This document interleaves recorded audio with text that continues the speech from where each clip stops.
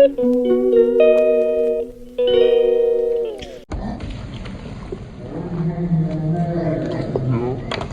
guys, welcome back.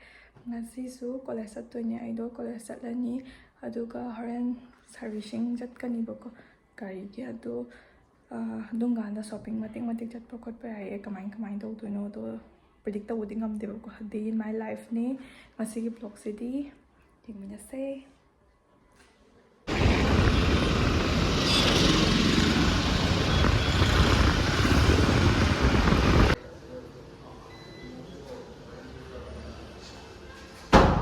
May magpasyon nyo. Ito na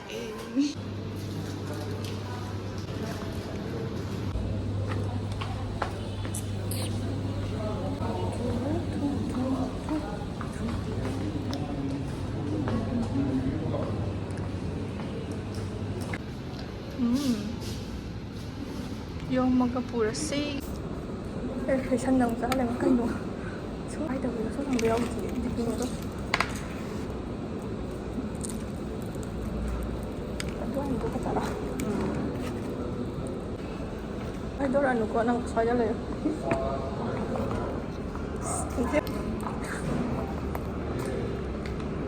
ya nakasing na yan tada ay ate ya那个是张氏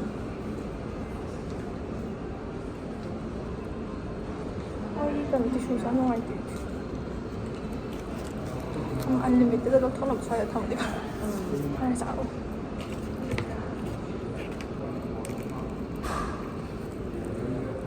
그래.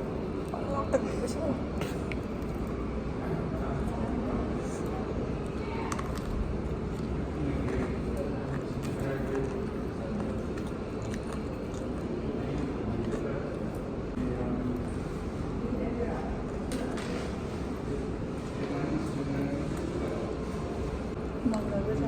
takhre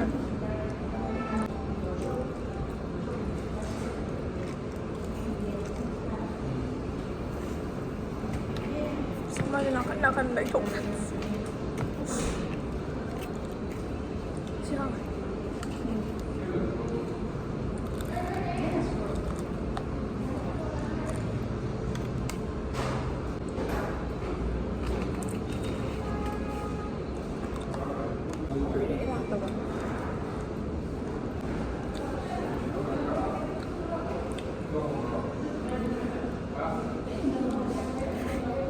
진짜 많이 좋았어. 아, 근데 얼마나 매지 충자자 그냥 양자.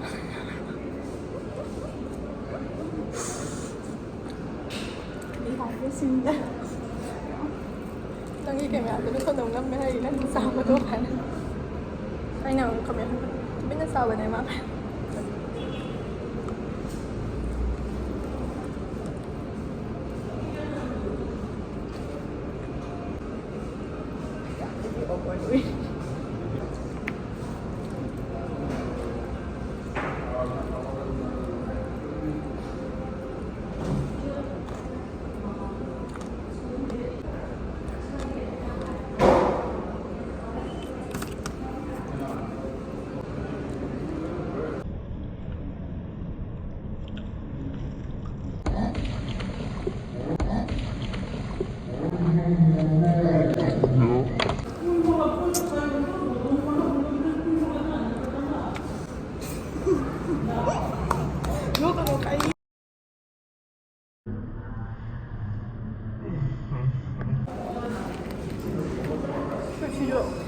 thấy đôi cái vợ chồng ăn này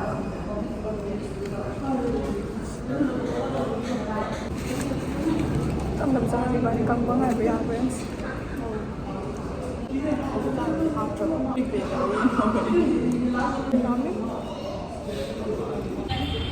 không phải là chưa được tâm được à bây giờ một số rồi mà sai KFC đã Pepsi hay dân bởi cái marang tura Hong Dong na mo na lay ko ko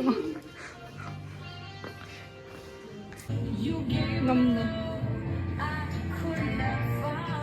Dundee chua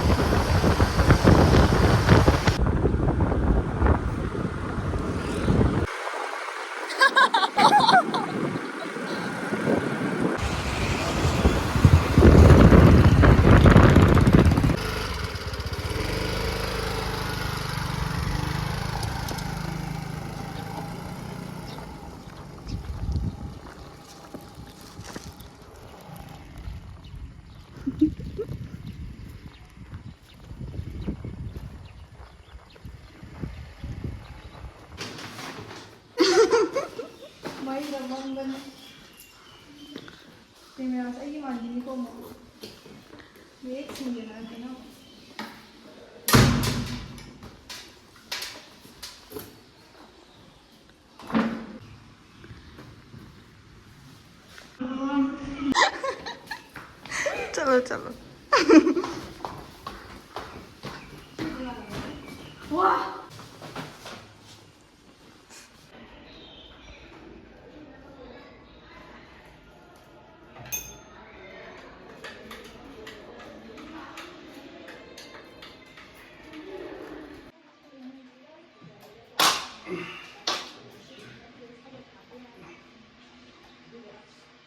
ꯍꯣꯇꯦꯜꯗ ꯂꯩꯗꯧꯁꯨ ꯑꯩꯈꯣꯏꯁꯦ ꯊꯥ ꯐꯥꯗ꯭ꯔꯦ ꯆꯍꯤ ꯑꯃ ꯆꯪꯉꯕꯅꯦꯕ ꯑꯩꯅ complain ꯇꯧꯔꯛꯈꯤꯕꯗꯣ ꯑꯗꯣ ꯁꯤꯟꯕꯤꯔꯝꯃꯦ ꯉꯁꯤꯗꯤ ꯇ꯭ꯔꯤꯡ ꯇ꯭ꯔꯤꯡ ꯇ꯭ꯔꯤꯡ thank you all for watching my video ꯃꯊꯪꯒꯤ ꯚꯤꯗꯤꯑꯣꯗꯗꯤ ꯑꯩ Q&A ꯁꯥꯏꯟ ꯇꯧꯖꯔꯛꯀꯦ ꯃꯌꯥꯝꯅ ꯍꯪꯕꯤꯅꯤꯡꯕ ꯀꯣꯏꯁꯟ ꯂꯩꯕꯗꯣ ꯑꯗꯨꯝ ꯀꯃꯦꯟꯇ ꯏꯕꯤꯔꯝꯃꯣ ꯑꯗꯨꯒꯤ ꯔꯤꯄ꯭ꯂꯥꯏ ꯃꯊꯪ ꯚꯤꯗꯤꯑꯣꯗ ꯄꯤꯖꯔꯛꯀꯦ ꯑꯃꯁꯨꯡ ꯃꯌꯥꯝꯅ ꯀꯟꯇꯦꯟꯒꯨꯝꯕ ꯁꯦꯝꯍꯟꯅꯤꯡꯕ ꯂꯩꯔꯒꯁꯨ ꯑꯗꯨꯝ ꯁꯖꯦꯁ ꯇꯧꯕꯤꯔꯝꯃꯣ ꯑꯩ ꯀꯃꯦꯟ ꯑꯗꯨꯝ ꯄꯥꯖꯩ ꯃꯊꯪꯒꯤ ꯚꯤꯗꯤꯑꯣꯗ ꯑꯃꯨꯛ ꯊꯦꯡꯅꯔꯁꯦ